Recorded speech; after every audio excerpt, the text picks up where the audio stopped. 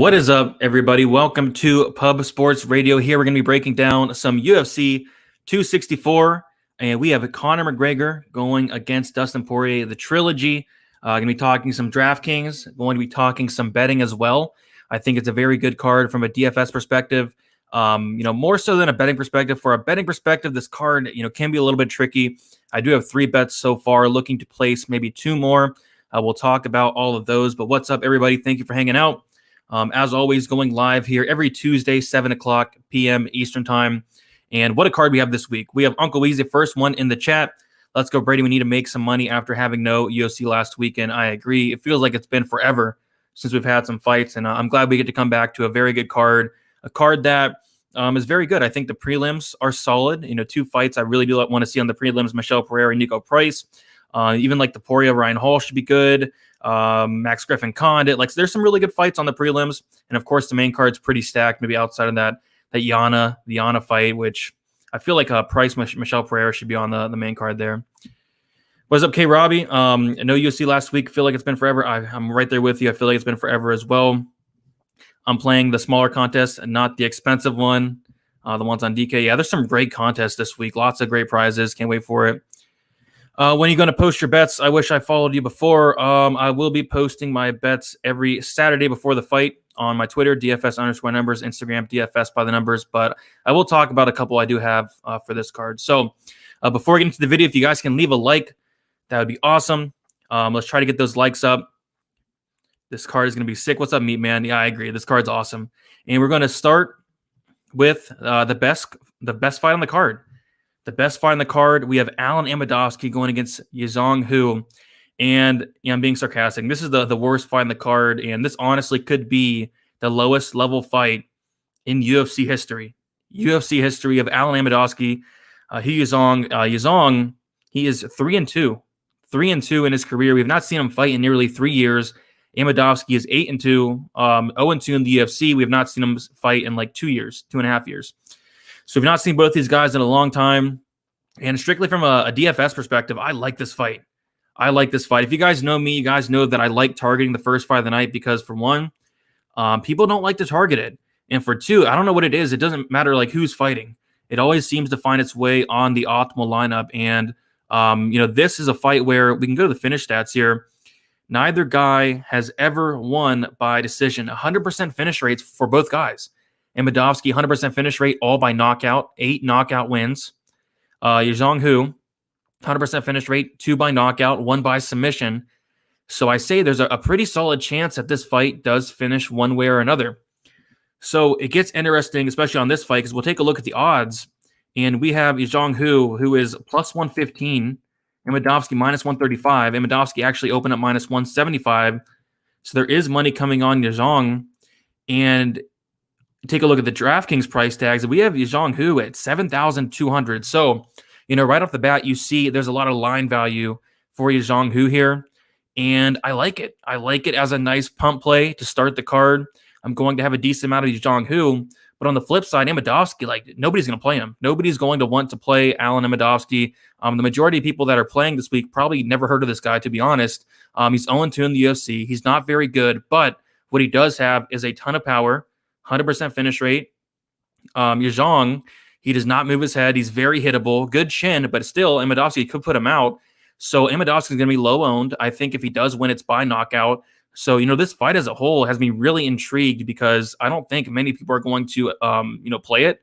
I can see Yizong definitely have some ownership just based on the line value, but regardless, this is a fight that people probably want nothing to do with because it's the shittiest fight on the card by a mile. So, I don't know what I'm going to do with my exposure yet, but I do know that I like both sides. I like Q as a nice pump play, and I like Amedovski at 9K as a kind of getting different play where he has upside, he has finish upside, and I can, bet that he's probably going to be less than 20% owned. And if he does win, I think there's a very solid chance that he does find the optimal lineup. So I like the fight. As far as a betting perspective, I did personally place a bet on Yizong Hu, but I placed it at plus 140. Because I do think this should be a pick-em, maybe slight favorite to Yizong, just based off the fact that he's training at a good camp in Tiger Muay Thai. The last time we saw him fight was at 23 years old. So I do think there should be improvements in a 3-year layoff for a very young guy. You can't get any worse. And even then, like, I thought he looked solid in that Coulter fight. He definitely dropped that first round, but the round 2 and round 3 were very, very close. And I actually personally scored it for Zhang.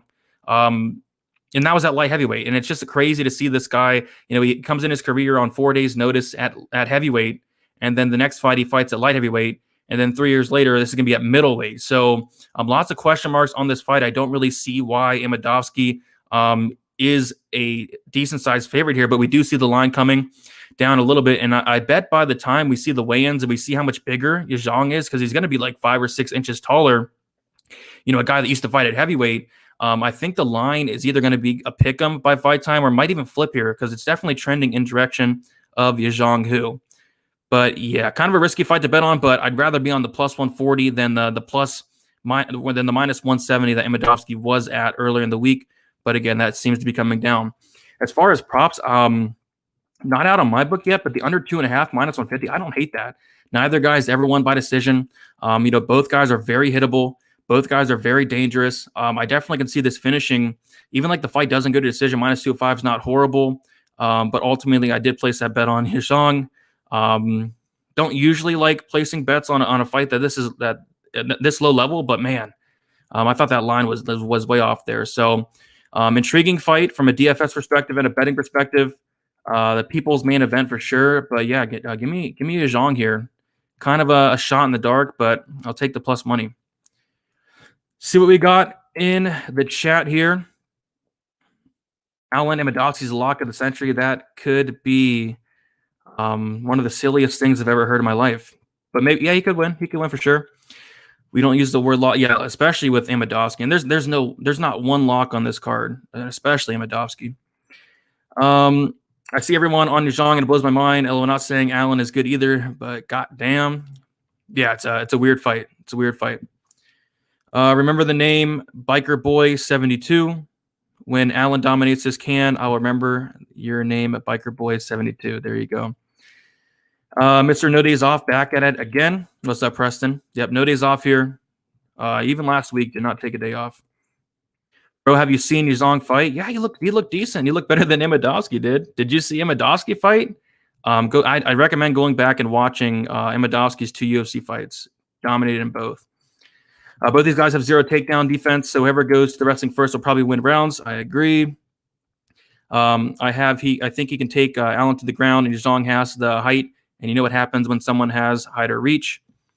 Yeah, so Zhang actually is a silver medalist in Greco-Roman wrestling, so he has that background. Personally, I haven't seen it on tape, but then again, he was fighting at a weight class above.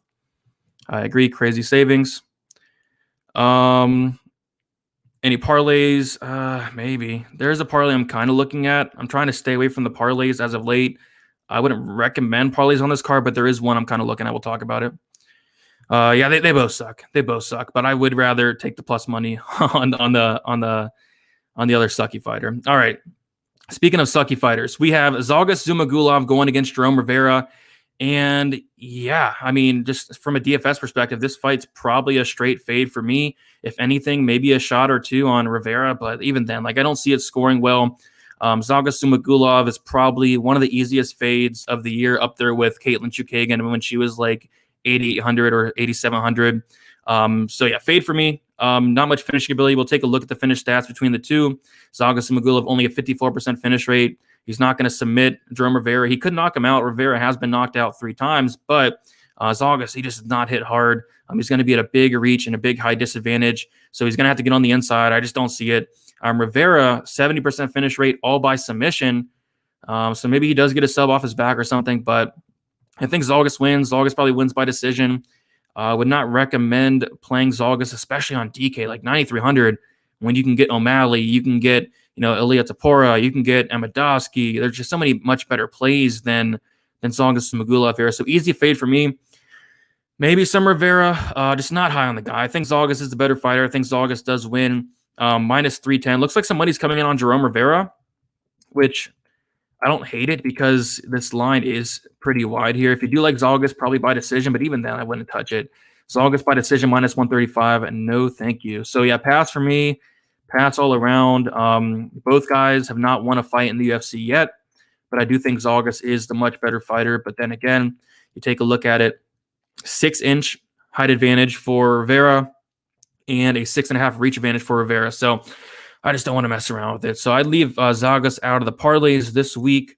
I saw some people taking shots on Rivera. Again, don't hate it. The line is pretty off, but a fight I would never bet on.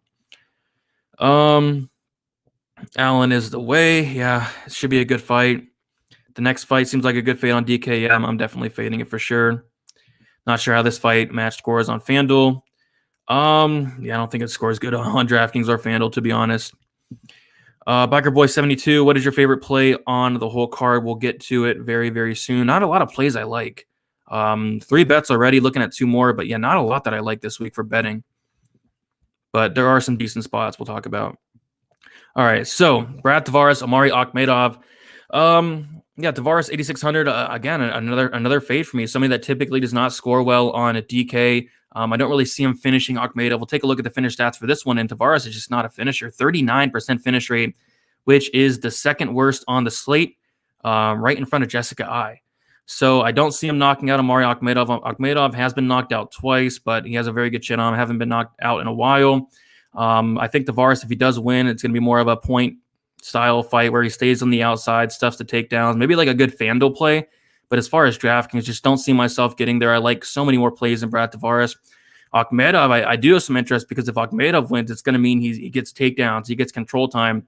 And although Brad Tavares has very good takedown defense and it looked very good in his last fight against Antonio Carlos Jr., again, that was Antonio Carlos Jr. This is going to be Omari Akhmedov, who has much, much better wrestling.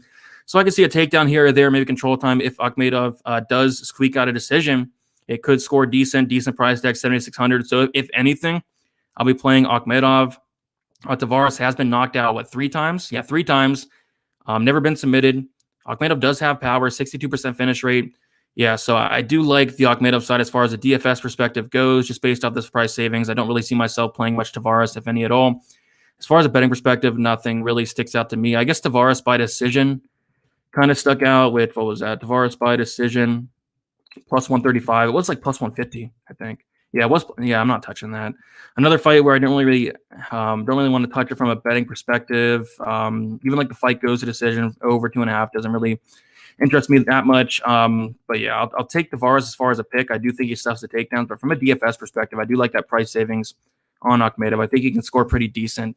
But yeah, not another fight where I really don't have much interest in. So Akhmedov, if anything, but don't overly love it that much.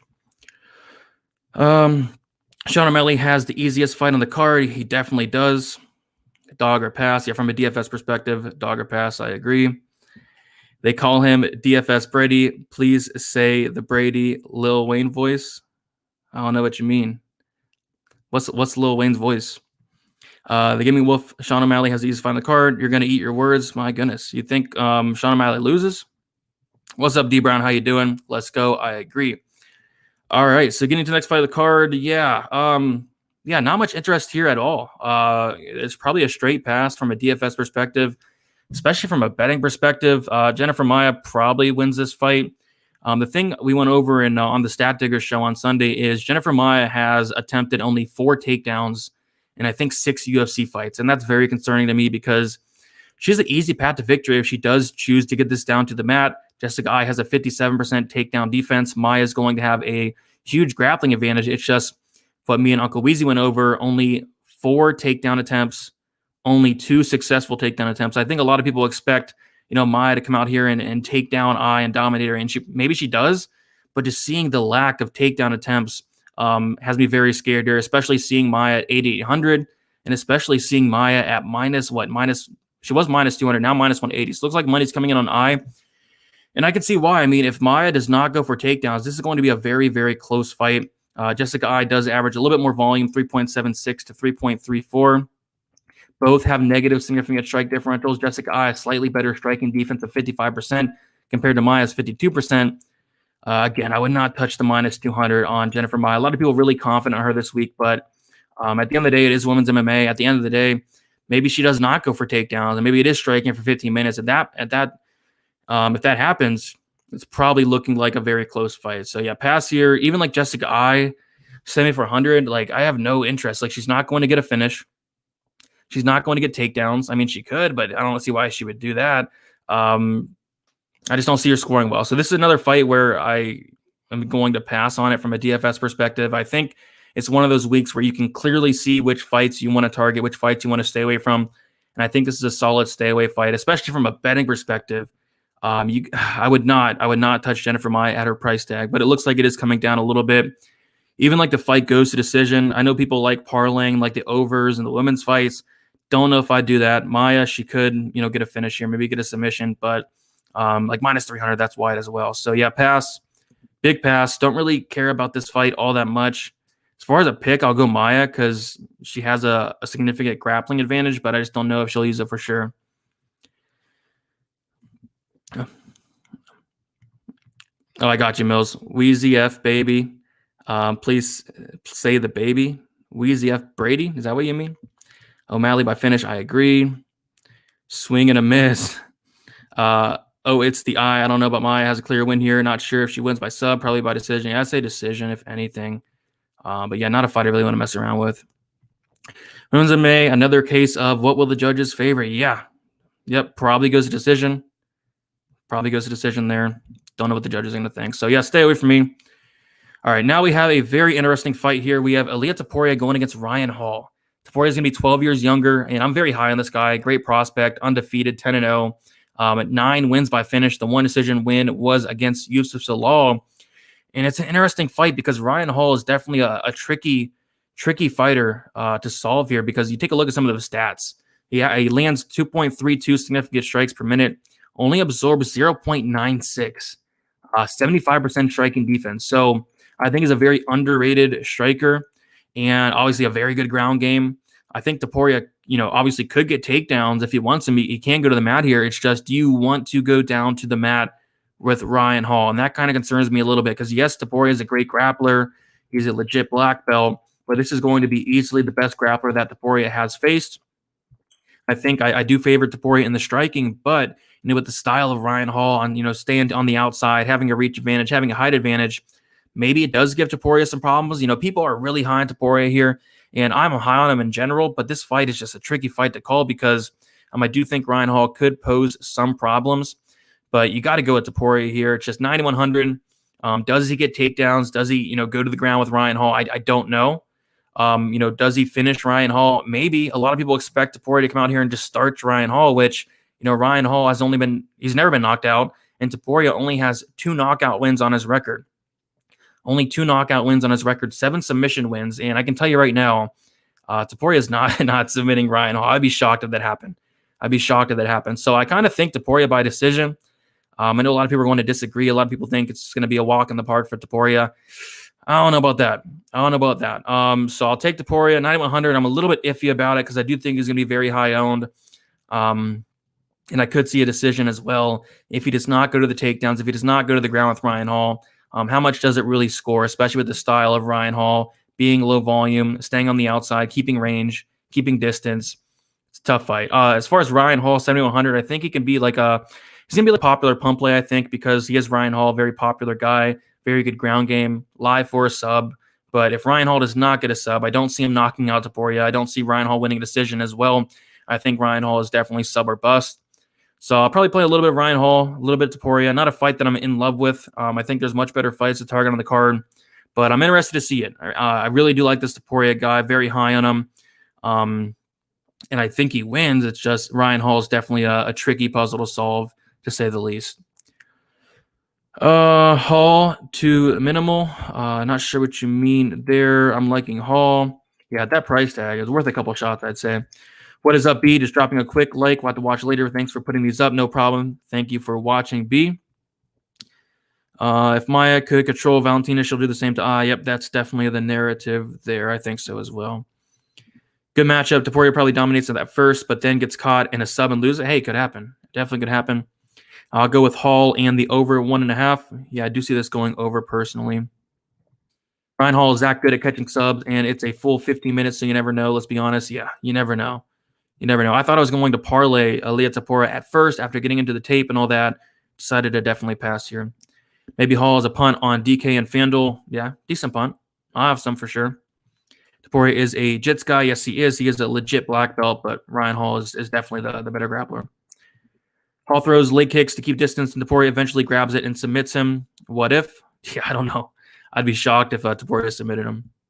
I was liking the decision. Also, if we can take a look at some of the betting lines for this one, just minus 230 for Topuria. Just not that interested.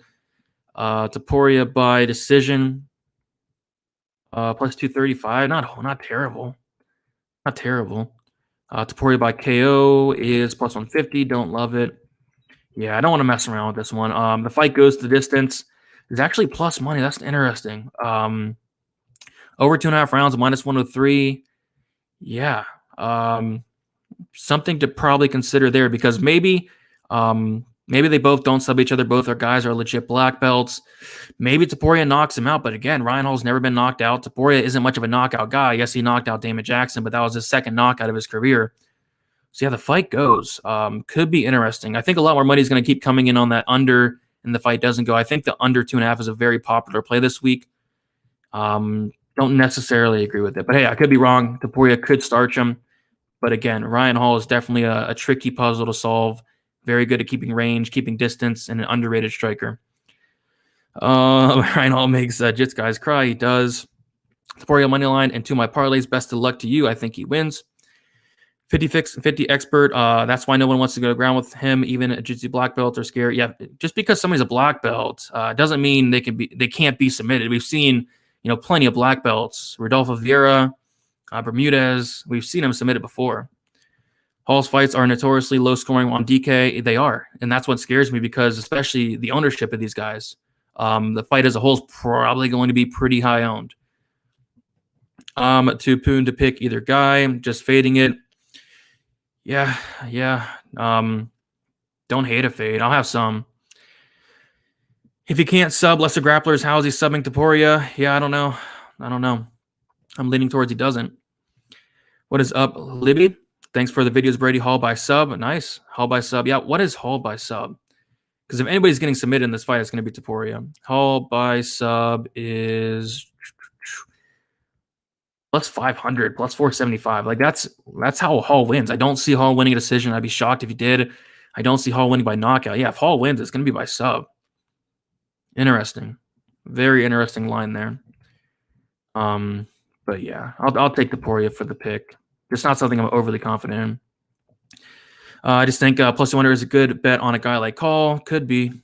This fight getting boring. Again, yeah, could be. Just join. Will you bet or fade McGregor? I'm not betting Conor. I'm not betting him. Artem with the distance, he sure did. Topuria is only 24 years old. Guys improving and climbing each fight. Yep, I do think he's going to be a serious contender. Probably Topuria free money. Kind of disagree here, but yeah, he probably wins. Hey, Uncle Weezy in the house. Is Clint here too? I don't think Clint's here, but yeah, Uncle Weezy is definitely in the house. Topuria gassed against the law. Hall to win around 3 is plus 2,200. Yeah, Topuria does still have some questions about that gas tank. Has only been to decision one time, and Weezy's right. Topuria did slow down in that Zalal fight. What's up, Nigel? Damn late to the party. Where's my invitation? Let's go. DFS dropping knowledge. It's fight week, baby. Yes, sir, it is. UFC 264 fight. We cannot wait for it. All right, next we have one of my favorite fights on the prelims. This is probably my second favorite fight on the entire prelims. We have Trevin Giles versus Dricus du Plessis, and a fight I think is important on DK, and we'll go straight to the finish stats here. And something important to mention, neither guy has ever lost by decision. Not the best at math. What is that? 33 fights. And 33 fights between the two, neither guy has ever lost by decision. And in Dricus's 17 fights, he has never seen the judges' scorecards. So right off the bat, even taking a look at the salaries, 8,200, 8,000. I have a ton of interest in this fight because odds are it probably does finish inside the distance. So I do like both sides here. I'm going to sprinkle both sides for both here because Dricus very dangerous, 100% finish rate, 40% by knockout, 60% by submission. Giles has been subbed 2 times, once by Cummings, once by Mearshart, both in that third round. Dricus has 2 finish losses as well, once by KO, once by sub, both in the third round as well. So, all four of these guys' losses are all in the third round. So, yeah, I think it's going to be a fun fight.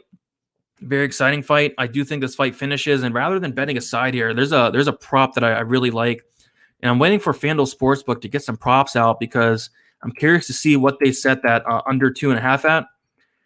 Bet online -105. I don't hate that, but I'd probably opt for that fight doesn't go to decision. Just be a little bit safer because again, both guys, all 4 of their losses have been in that third round. So -135, not terrible at all for the fight doesn't go. But yeah, I'm waiting for FanDuel Sportsbook to drop it. Yeah, I see this fight finishing one way or another. Dricus is very dangerous. I think Giles is very dangerous, but we'll have to see. I think it's a good opportunity for some violence here. Again, both guys have never, ever lost by decision. Dricus has never seen the scorecards. I don't see that changing here. So yeah, I really do like the fight doesn't go, and that will more than likely be a bet. Have not bet it yet because FanDuel Sportsbook is taking their time to get the props out. But once they get that out, I'll either place the -135, or if they do offer a better line, hopefully they do, because I've been waiting for a week. I will be placing a bet on the fight doesn't go to decision. That's one of my favorite plays on the entire card. Because again, I like whenever two guys have never lost by decision, 2 guys with high finishing rates. I do like attacking those violence bets there, and I think this one does hit. Yeah, should be a good fight. It should be a very good fight, and a fight I do want to have both sides on DK. I think both guys are capable of finishing for sure. Both black belts. Nobody's going to tap. I'm assuming you're talking about the Hall and Topuria fight. Hey, bro. Big fan. Appreciate that, Hammering Hog. Thanks for hanging out. I'll be a bit shocked if O'Malley fights in decision. Me as well. Both fighters, Giles and Dricus, are dangerous. I like this fight. Yeah, me as well. Both guys dangerous. Both guys capable of finishing. Both guys capable of being finished. And I think it just makes for a good fight to target on DFS and a good prop there with the fight doesn't go to decision, especially at those price tags, 8,200 and 8,000. If either guy wins, I think it's inside the distance. I think it does find the optimal lineup. And yeah, if I had to make a pick, I'd go Giles because I think he's the better fighter overall. I think he's better on the feet, better on the mat, brown belt and BJJ. But Dricus is so dangerous. It's harder to count out Dricus. So instead of betting Giles, I really do like that fight doesn't go instead. I like the fight does not go to the distance for McGregor versus Dustin in a parlay at Pub Source Radio, the Gaming Wolf. Yeah, I like it as well. That's definitely a parlay piece I was looking at. If I do a parlay, that might be in it. But we'll talk about that more once we get there. If you guys can hit the like on the video, we'd much appreciate it. Let's get those likes up if you're watching live or in the future. Hit that like. Would really appreciate that. Also, subscribe here to Pub Sports Radio so you not miss out on the other content throughout the week. Tons of content. The boys will be going live on Saturday for the fights. I may or may not join them depending on what I have going on. But again, it's a huge card. Definitely recommend checking that out for sure. All right, getting into the next fight here, we have, in my opinion, the fight of the night. Michel Pereira going against Niko Price. And yeah, Niko Price is one of my favorite fighters just because of how exciting this guy is. And I think there is definitely some recency bias on the fight doesn't go to decision line because, for one, somebody is at my house. I have no clue who it is. For one, Niko Price in his my mom's here. For one, Niko Price has only been to a decision in the UFC one time. 1 second, guys. All right. People should know that I'm going live. Anyway, Niko Price has only been to decision one time in the UFC, and that was his very last fight against Cowboy Cerrone. And Michel Pereira just went to decision with Chaos Williams in a fight that a lot of people thought would finish. But the problem is, typically Niko Price is kill or be killed. You take a look at some of the finish stats here, and Niko Price has a 92% finish rate, 71% by knockout, 21% by submission, and Niko Price has never lost by decision. 3 knockout losses, 1 submission loss. Michel Pereira, dangerous guy himself, 68% finish rate, 8 losses by decision, 1 by knockout, 1 by submission. And I'll be honest, this is going to be the most dangerous guy that Michel Pereira has ever faced. He got knocked out by Dusko Todorovic, who I definitely don't rate all that highly. I know people are really high on Dusko. I'm 100% not. But yeah, this is going to be the most dangerous guy that Michel Pereira has faced. So if somebody's going to knock him out, Niko can very well knock out anybody in the division. The guy is so dangerous from anywhere, whether it's on his back, whether he's on top, whether it's at range. Niko Price is very, very dangerous. And Something I pointed out on Stat Diggers is when Michel Pereira's fights thus far in the UFC, the guys that he's facing have not really thrown that much volume. I think Chaos Williams threw a little bit over 100 strikes, but in Niko Price's last 2 fights combined, he has thrown over 500 strikes, and that's what Price does. He's going to come in there like a madman. He has no regard for any striking defense at all. The dude has a 49% striking defense, I believe. He has 49% striking defense, which is the 3rd worst on the slate, right behind Zhang Hu and Alan Amedovski. So this guy is very, very hittable. He absorbs 5.58 significant strikes per minute, which is a ton. And Michel Pereira can absolutely crack. He hits very, very hard. I think someone's going to sleep here. We saw in the Chaos Williams fight where Chaos Williams, when he came forward, he was having a lot of success. It's just he only did it 4 or 5 times throughout the fight. He'd have these flurries where he'd come forward and make Michel Pereira very uncomfortable, kind of like how Dusko Todorovic did. And I think, Niko Price can do that the entire fight. So I think Price is very live here for a finish. And I think Michel Pereira is very live here for a finish. I think someone's getting finished. And this fight is something I really want to target on DK. 8,900 for Pereira, 7,300 for Price. I think Price is a solid dog, and I think Pereira is a solid play himself. I think someone goes down. But yeah, the prop I really do like for this fight is going to be the fight doesn't go to decision. Yeah, on FanDuel Sportsbook, it's -166. I don't hate that. I might be placing that myself, but I am waiting for the under 2.5 to drop, the alternate, which is -130 on 5 dimes. Do not have access to that book, but I don't hate that. Waiting for FanDuel to get that under out. I think on FanDuel Sportsbook, it has fight does not start round 3 at +110. Not horrible. But ultimately, I might just play that fight doesn't go. Lay the juice, maybe put 2 units on it, -166 on FanDuel. But this is a bet I'm going to definitely make. Just kind of waiting on some more props to come out. Weigh my options, but I do like the violence in this fight. Niko Price, like I said, only 1 fight of his in the UFC has went to decision. Typically, he is a killer be killed fighter. But yeah, a fight that I'm looking forward to watching. A fight that I'm definitely looking forward to betting on. And I think someone goes down. Here. The best fight on the card, in my opinion. I don't really think there's either this fight or the main event. Honestly, I'm more excited for the Pereira Price than the main event, but both fights are very good. But yeah, this is going to be fun. 2 fan favorites going at it. Michel Pereira, Niko Price. 2 of the most exciting fighters in the UFC, for sure. So it should be fun. I think there's violence. And Naito is right. Definitely the people's main event. This is the actual people's main event, for sure. Let's see what we got here. My mom brought food. I don't know what she brought. She brought something. She said she brought something, so I'll have to see what it is after this video. Let's see what we got here. I love the Stat Digger show. Yeah, if you guys have not checked that out, go check it out. We posted it on Sunday. Me and Uncle Weezy went into detail on every single fight. Lots of good stuff on there.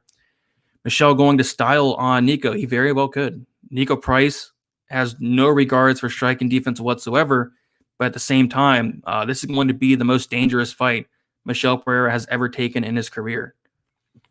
We have the General in the chat. What is up, General? How you doing? I will give Niko Price a chance here. I might add him in some of my lineups, but I'm still worried. But Pereira might win here. I'm personally picking Michel Pereira just because of how hittable Niko Price is, but you could never, ever count out a guy like Niko Price, ever. Uncle Weezy on YouTube has some sweet analysis on fights. Glad I found him through Brady. Uncle Weezy is the man. Sports Interaction has the over 1.5. It'd be a sweaty over. What are you smoking? More excited for this fight than the main event? Yeah, I am. Call me crazy, but I am. But don't get me wrong, I like both fights for sure. Don't trust either of their fight IQs. Trust violence over one of them following the game plan. Yeah, I do like the violence there. Niko gets slept inside too. He could. What is up, Dan? Late to the party, but good morning. Good morning to you as well. All right. So next we're going to get to the last fight on the prelims before we get into the main card here. And we have a good fight. Max Griffin going against Carlos Condit. Griffin 8,700, Condit 7,500. I do think this fight does go to decision. And I do like Condit at 8,700 for the upside, with the takedowns, with the control time. And we'll kind of take a look at the stats here. And Max Griffin does average 1.7 takedowns per 50 minutes. And Carlos Condit does have a 39% takedown defense. So the writing is definitely on the wall on how to beat Condit. It's just, will Max Griffin go to that game plan or will he not? If he had any ounce of fight IQ, he will go to that game plan and probably scores decent on DraftKings if he does pull off the victory. So 8,700. If he does get takedowns, control time, I do think it will add up with this new scoring system. It does favor the wrestler grapplers. And honestly, Max Griffin is one of my favorite plays on the entire slate for that reason. I don't think he finishes Condit. Condit has only been knocked out one time in 45 fights. Very good chin. He has been submitted 6 times. Don't see Max Griffin submitting him. On the flip side, don't see Condit knocking out Max Griffin. Max Griffin's only been knocked out once. Against Colby Covington, he wasn't out or anything like that. It was kind of like a mercy stoppage where he was getting his ass beat for 3 rounds, and the ref decided just to stop the fight because Colby was beating his ass. But yeah, Max Griffin, tough as they come. Carlos Condit, tough as they come. So I do think this fight does go the distance, and if Max Griffin does pull it off, I do think he scores very well. If Condit wins, it probably means he's stuffing takedowns somehow, or Max Griffin doesn't even try for takedowns like Court McGee did. If Carlos Condit wins, don't really see him scoring that much unless he does finish Max Griffin. But then again, don't think he does. Carlos Condit has not had a knockout, I think, in like 6 years. Condit has not had a submission in like 13 years. So don't think either of those are likely. I think the most likely is Max Griffin by decision. And I think it does score well if he does come out here with a good game plan. Max Griffin, lots of volume, lots of takedown upside, control time. One of my favorite plays on the slate for sure. We'll take a look at the line here. Max Griffin opening up minus 175 currently, minus 185. Condit opening up plus 150 currently, plus 160. The fight goes to decision. Not horrible. Minus 180. I don't see a finish here. Either Max Griffin kind of takes him down, grinds him out, or Condit either stuffs the takedowns, or Max Griffin has no fight IQ and doesn't try to take them down, and Condit outpoints him on the feet. I kind of like that fight goes to decision there, minus 180. Could be a solid parlay piece to over 2.5 rounds, minus 220, minus 200. Just don't see a finish there. But I do like Max Griffin from a DFS perspective, and I do think Max Griffin does get it done. Should be a very fun fight for the last fight on the prelims. So we got in the chat here, most dangerous fight Pereira had was Diego. Oh my goodness. I think the most dangerous fight he had was trained under Joshua Fabia was the Dusko fight probably, and he got knocked out. So we'll see. Appreciate that, Elliot. Thank you for subbing. Griffin for cash. I'm probably going to Griffin and cash as well. I think it's a really solid cash play. Even tournaments is not terrible. Howdy, Elliot. Also, nothing scarier than scrolling through the comments and seeing Uncle Weezy picking Ryan Hall in the third. That made me pee a little. I think it's picking Topuria, but that was just something to point out. Plus 2,200 for Ryan Hall in the third. I like Max Griffin here. Maybe he can do a lot more takedowns on the ground. Yeah, that's the game plan. That's the game. At least if I was Max Griffin. But remember, Court McGee in his fight against Carlos Condit, for some reason, attempted 0 takedowns, which still to this day has me scratching my head. But yeah, if Max Griffin fights smart, he should score pretty decent. I hope one of these grandfathers gets slapped. Hey, they're not that old. 37 and 35. Old bums need to retire while they have one brain cell left. Goodness, Melon. Great info. You're very knowledgeable. Appreciate that, Elliot. Max decision. I agree. I think Max will dirty bot. Yeah, Max has actually been showing some power lately. He's been looking decent. So we'll see. Really, you trained with Ryan Hall before? 6 seconds. Goodness. Hey, no shame in that. Yeah, I saw an interview with Max as well, locker room. He said that he was going to finish Condit. I really don't like hearing that.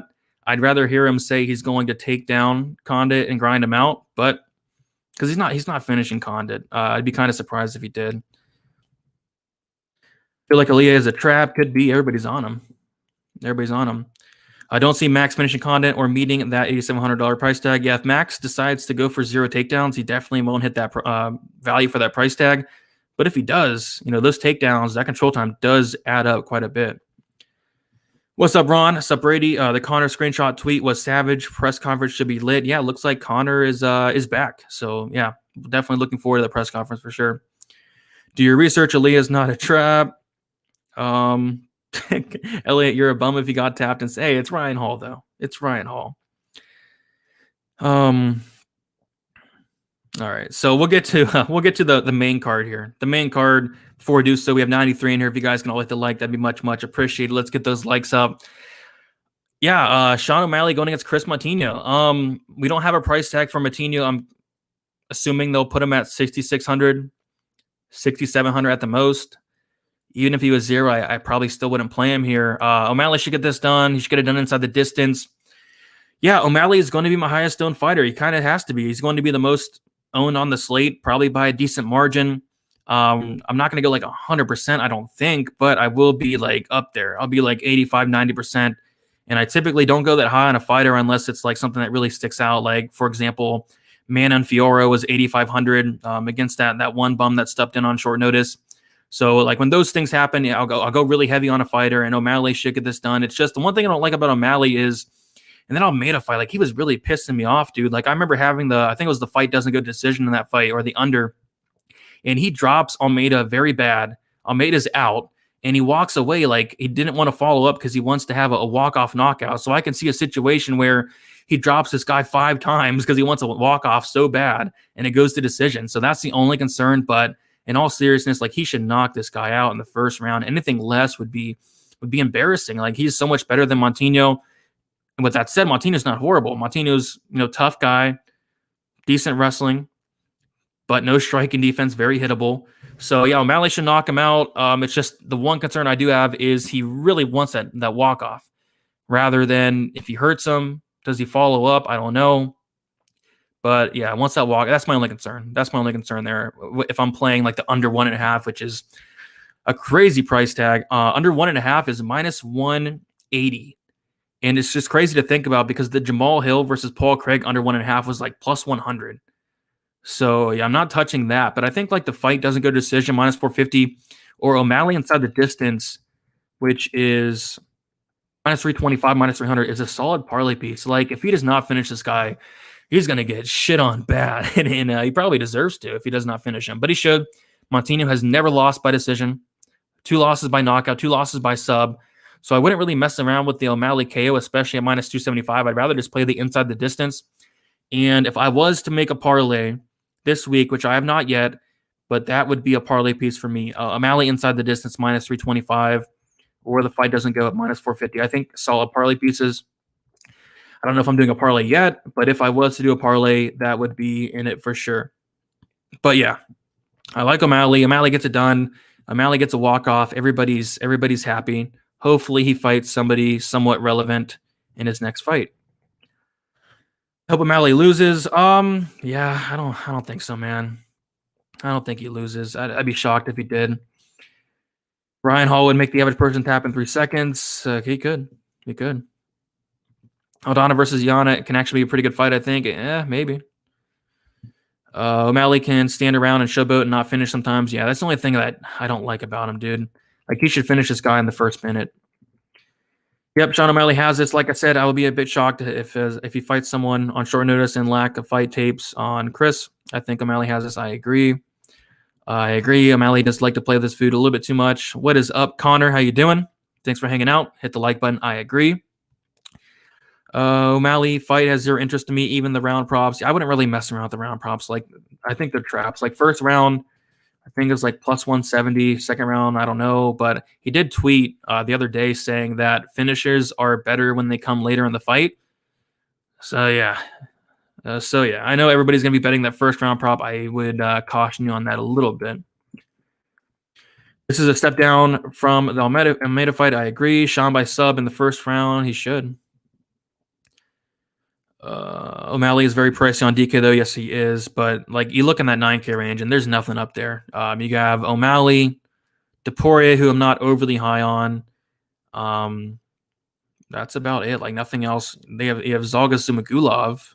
So you kind of gotta play O'Malley this week. O'Malley has only minus 900. Watch 100,000 people. Yeah, everybody's gonna parlay O'Malley this week for sure. Guillotine choke when Kris has to take him down is a lock. Hey, it could happen. Hey, bro, big fan. Appreciate that. My uncle will bet 5K on Sugar because I guaranteed he will win. Yeah, he should win. I don't know if I laid 5K on it, but he should win.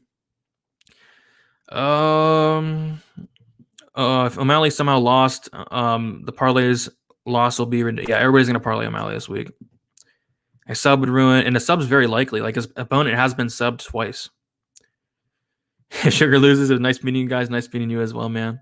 All right, so we'll get into the next fight here, which I think they really should have replaced this fight with Michel Pereira Price. I think Price and Pereira would have been a nice fight on that main card. But Aldana, Yana, Kunitskaya, not much to say here. Don't know how heavy I'll be on it because, like, in this price range, I like Conor more, I like Dustin more, I like Giles more, I like Dricus more. So kind of hard for me to get there. I guess I do like Aldana and Yana a little bit because we'll take a look at the finish stats. And as far as Aldana goes, like, she's a decent finisher. 75% finish rate, 50% by knockout, half her wins by knockout, 25% by submission, and Yana has been finished in 4 of her 5 losses. So maybe Aldana does finish Yana. I don't think it's that likely, but still something to consider. As far as Yana, don't see her finishing Aldana, nothing like that. But you kind of take a look at the striking stats. Both fighters really high volume. Aldana 5.52, Yana 4.22. Aldana does have that negative significant strike differential. Yana 50% striking defense. Yeah, I could see it scoring decent. It's just like I said, there's so many other plays I like around him a little bit more, but they will be very, very low owned. Very, very low owned. So for that reason, I do have some interest, but not much interest. I think Yana as a dog could be decent, especially if he gets takedowns. I think she'll have an advantage on the mat. Maybe she does hold Aldana against the cage, but then again, I just don't see it like scoring that many DraftKings points. But as far as a pick, I'll take Yana. Just no interest there. Even like Yana by decision was something I was looking at. But they have Yana by decision at something crazy like Yana by decision plus 150. Like, I don't love that. I don't love that at all. Aldana inside the distance is plus 350. Don't love that. Yeah, staying away here. Staying away here. Even like the fight goes to decision minus 260, I would not really do that because Aldana could finish. Yana has been finished a handful of times. And it looks like somebody is coming in on Yana. Yana did open up plus 105, currently minus 104, and probably for a good reason. This fight's really close. Really close fight. I don't know if it scores that much on DK, but who knows? Not much interest. Not much interest in it. Joe Rogan did not pass away. Conor wins. Vegas will win. Everybody on poor. Yeah, I don't know. I think a lot of people are betting Dustin. What's up, 2 cents? How you doing? Good luck this week. I lucked out getting Yana at plus 130, plus 120, plus 110, and at minus 105. So you have a ton of money invested in Yana. Yeah, I do like that plus 130 you got there. I was tempted at plus 120, ultimately passed there. Yana for cash, yeah, not terrible. Not terrible. I like Yana as well. I'm with you. I like Yana. Conor going to get knocked out cold. Yeah, lots of people on Dustin this week. So yeah, interesting fight, I guess. But yeah, I'll take Yana there. Not betting it. All right, next we got Tuivasa going against Greg Hardy. Yeah, interesting fight here from DK because 8,400, 7,800 for a heavyweight fight. Both guys have a ton of power. Both guys a lot of volume as well. Greg Hardy averaging 4.83 significant strikes per minute. Tuivasa 4.38. Tuivasa has a 50% striking defense.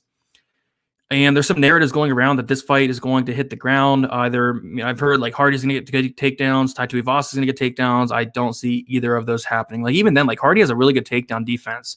He was able to stuff the majority of takedowns from Tybura, but once Tybura was able to get him down, Hardy obviously had nothing to offer. I just don't see Tuivasa going for takedowns, considering Tuivasa is 0 for 2 on his takedown attempts in the UFC.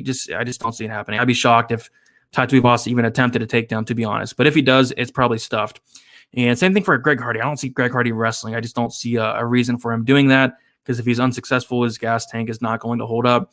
But yeah, both guys finishers. Tuivasa, 92% finish rate. Greg Hardy, 86% finish rate. Both guys have been knocked out once. Tuivasa has been submitted once as well. Both knockout losses were ground and pound losses. Not like either were like knocked out cold or nothing like that. I think both guys have good chins.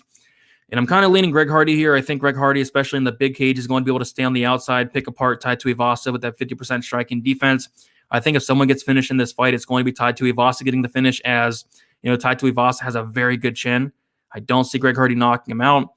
Kind of a weird fight for DK because I could see a finish. They're both obviously very dangerous, both hit very hard, but both guys seem very durable. So I don't know if it does finish, and if it does not, It probably does not score well, so I'd be kind of careful. But as far as a pick, I'll go Greg Hardy. And even like from a betting perspective, I already missed the line because a ton of money is flooding in on Greg Hardy, which is weird because I felt like I was like on an island on this Greg Hardy pick. But it looks like Greg Hardy plus 145, now plus 110. So yeah, lots of money coming in on Hardy, which is weird because that seems to be my most unpopular pick this week. But yeah, I'll take Greg Hardy for the win. I like Greg Hardy by decision, actually. Like I said, Tai Tuivasa is very hard to finish. Very good chin. Hardy by decision plus 300. I think on FanDuel is like what, plus 360. Like I don't hate that. Open up plus 530 on 5 dimes, plus 310 now. Yeah, I think Hardy by decision could be something to mention there. But yeah, good fight. I will take Greg Hardy though. Can't wait. I'm plus 5,000 to vomit if Tai Tuivasa wins and drinks from a stranger's shoe. Yeah, if he wins, it's a given that he's going to drink from a stranger's shoe. I like Tai Tuivasa. I really do like Tai Tuivasa. But yeah.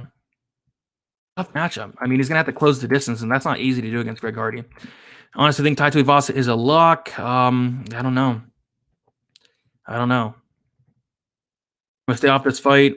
Yeah, from a betting perspective, I would, especially if you are on Hardy, you missed the line already. I think I have a good read on this fight. Hardy will be piecing Tai from the range, but eventually those cardio issues will show, and that's when Tai pours it on him in the second or third round.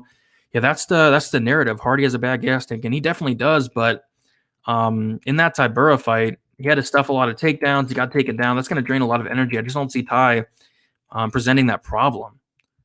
And even like Tai Tuivasa, his gas tank's not phenomenal, so I don't know. P-head, I like it. Greasy live bet on Tai after round 1. Yeah, because probably a given that Hardy does win that round 1. This is a tennis match. Back and forth could be. I'm banking on Greg Hardy gassing. Yeah, that's definitely the narrative here. 1-800 gambler, I like it. For me, pass. Yeah, pass is probably the best option. Bad asthma, though. Yes, he has the asthma. Distance bet is here. Distance bet here. After 7 minutes, these guys are going to sit down and ride it out. That's how I see it as well. And both tough guys. Both guys have never been like knocked out cold. See, Hardy gassing out. Tai is 1-3 when making it past the first round. Yeah, like Tai Tuivasa's gas tank's not phenomenal. And what was the fight goes to? I want to see what the fight goes the distance on that one was. Fight goes the distance is plus 150. Not awful. Looks like a lot of money's coming in on that fight goes. Open up at plus 285 on 5 dimes. Currently plus 120. So a lot of people are seeing it how I am. But then again, I might take a little stab on that Hardy by decision. Little stab. Don't know yet. But that might be a potential play there. All right, co-main event. Very good one. Stephen Thompson going against Gilbert Burns, and I really like Stephen Thompson in this fight. Broke it down. Me and Uncle Weezy did on my channel, DFS by the Numbers. We went very deep into it. Went about 40 minutes breaking down every single aspect of the fight. We talked about it a lot on Stat Tickers as well, and I think it's a really good matchup for Stephen Thompson and a really bad matchup for Gilbert Burns. And of course, Burns is very dangerous. He's definitely live to either submit Thompson if he does get it down to the mat, which I'm leaning towards he doesn't, or he's live to maybe knock out Thompson. Thompson was knocked out by Pettis. He has been dropped like 4 or 5 times in the UFC. So that could happen. It's going to be very hard for Burns to get on the inside of Thompson. Thompson, phenomenal takedown defense, phenomenal keeping range, phenomenal get-up game as well. And Burns, he could get takedowns, but it's going to be so hard to take down Thompson and even keep him down. It's going to be even harder to do. But hey, if Burns does get Thompson down early, he could have some success on the mat. But I'm leaning towards that does not happen. We are in the bigger cage, which definitely does favor the Thompson side. I think Thompson just pieces apart Burns for 3 rounds or up until Burns does get knocked out. You go back and watch that Luque fight, and Thompson was hitting Luque with some serious shots that only a Vicente Luque could take. I don't think Burns can take those same shots there. But yeah, as far as DK goes, Thompson's interesting because I think he could finish, and I do think if he does finish, it's later. I do think maybe a knockdown or two. Lots of volume from Thompson as well. 8,500, I don't hate it. As far as Burns, again, I don't hate it because if Burns wins, it's going to be inside the distance. I don't see Burns winning a decision.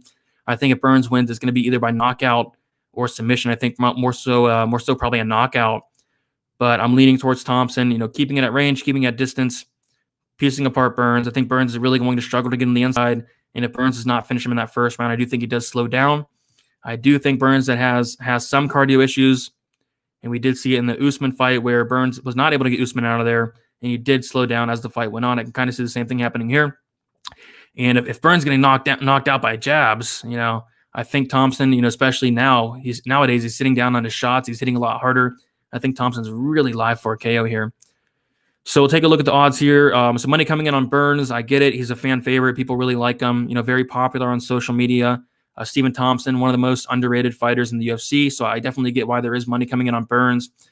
Thompson opening up plus 135 for some reason. Probably a fake line there. Currently minus 155. I did bet Thompson at minus 142. But yeah, I'd kind of waited out a little bit. Looks like the money's coming in on Burns for some reason. Maybe sit back and wait. Maybe I'll get Thompson at a good number here. I think the fight doesn't go. Something really interesting to look at. Plus 105 is not terrible because if Burns wins, it's going to be inside the distance. If Thompson wins, maybe it's a decision, but I could see a knockout as well.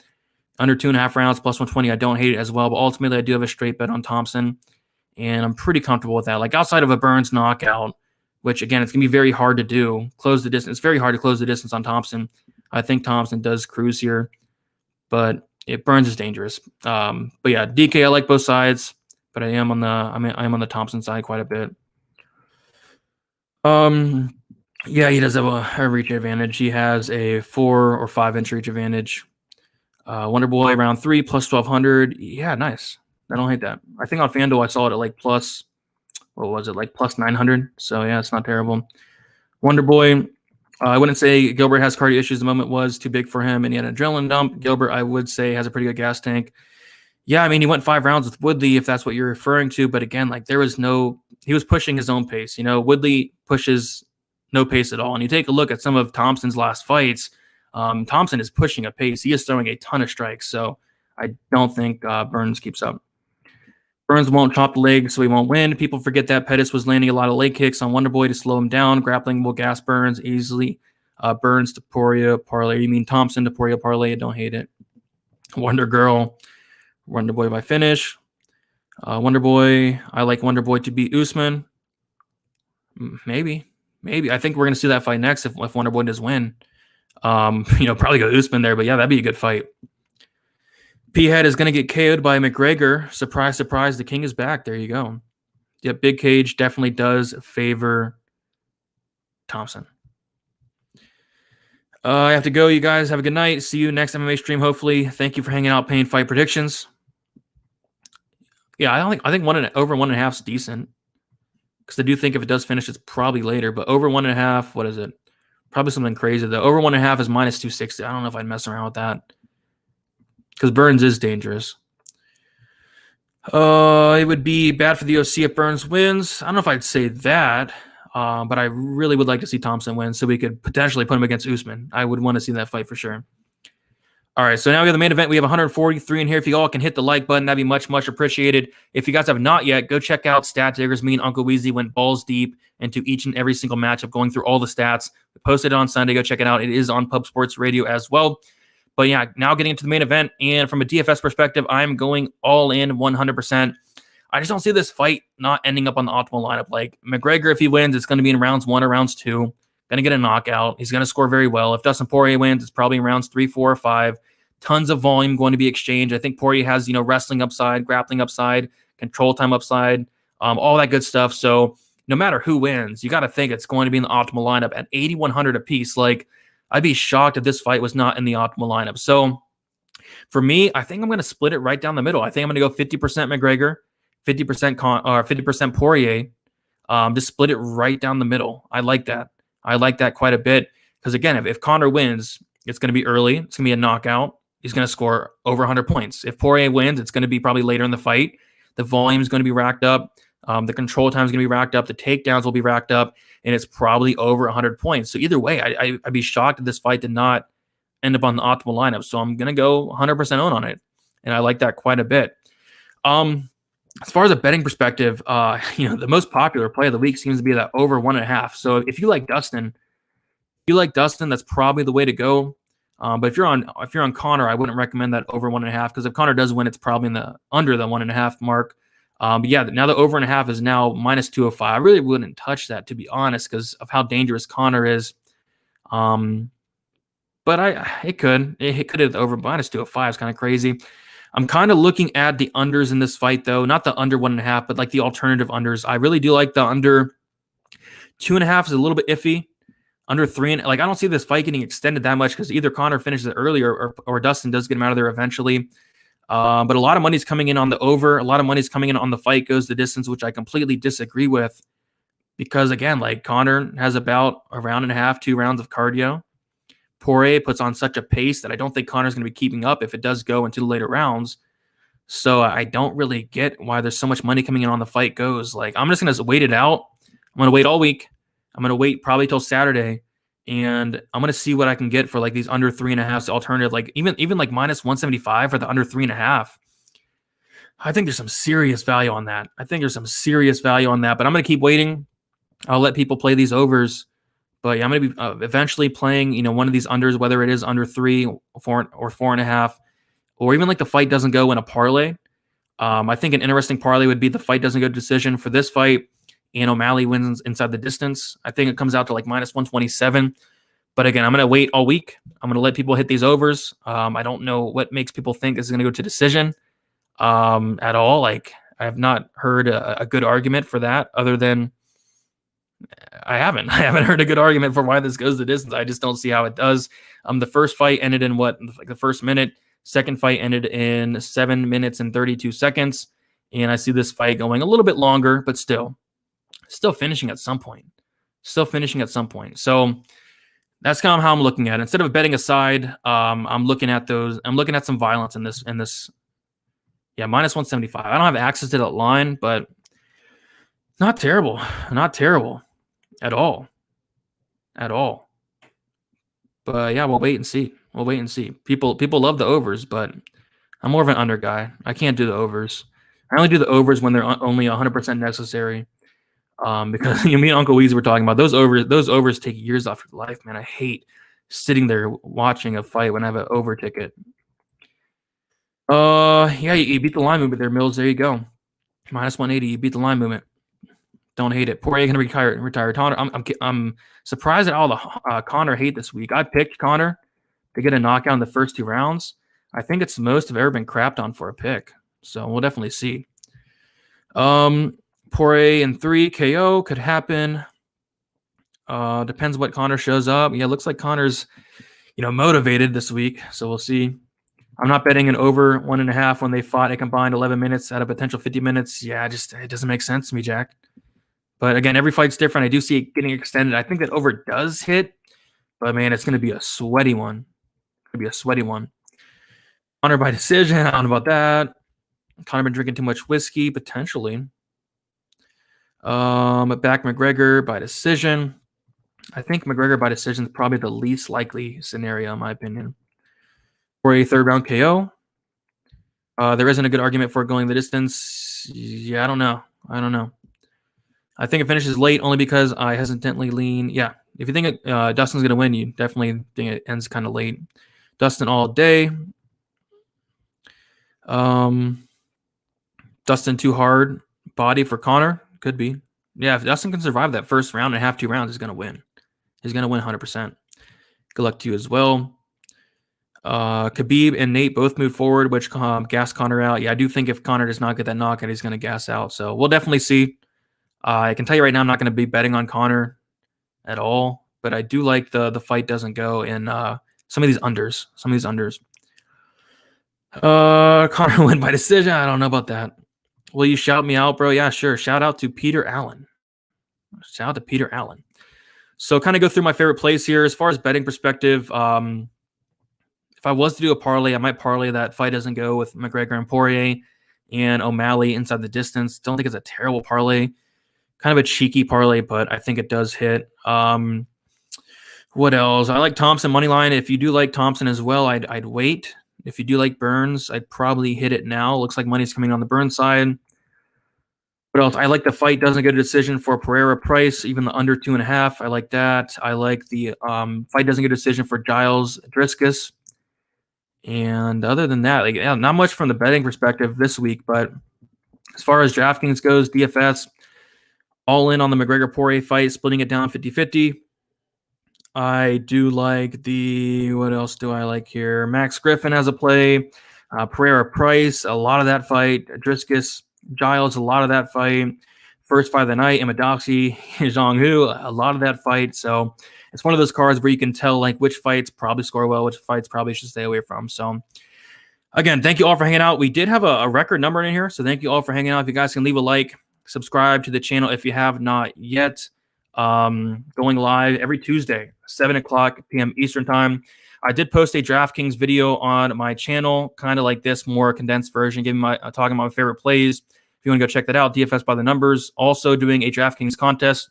So if you do go over to that video, comment down your DraftKings usernames, giving out some free money for this week as well. Dustin sub, let's say 800 lie. Yeah, could happen. Could happen. Conor do well with adversity, 100% agree. He doesn't have the same heart as Dustin. I agree. I agree. I don't see you going to the championship rounds. I agree. I agree. Enjoy the rest of your day. You as well. Thank you for hanging out, Melon. Yeah, so thank you guys for hanging out once again. Appreciate it. Week in and week out, you guys stopping by. And good luck for UFC 264. You can follow me on Twitter, DFS_numbers. Instagram, DFS by the numbers. I'll be posting my bets there on Saturday. I do have a live stream myself on Friday, 7:00 p.m. Eastern time on my channel, DFS by the numbers, and 1 hour prior to the prelims on Saturday. And then the guys are going live for the fights on Saturday, as always, giving some live commentary, live betting.